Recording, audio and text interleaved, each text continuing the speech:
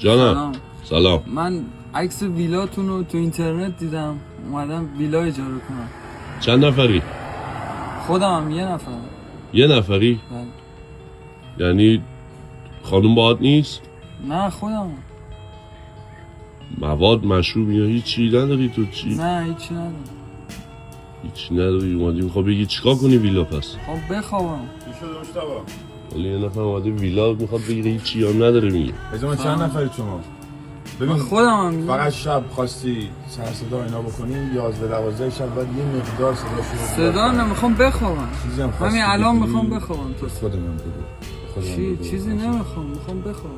ماشینت هم بذارم گوشه. ماشین ندارم، با اتوبوس اومدم. هیچی نداره. از کجا اومدی شما؟ این چیه سرته؟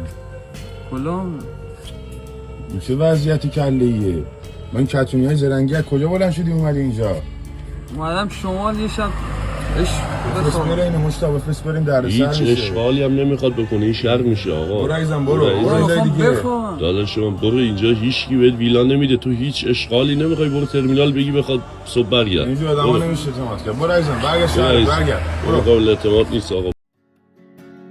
ودنگ ناقو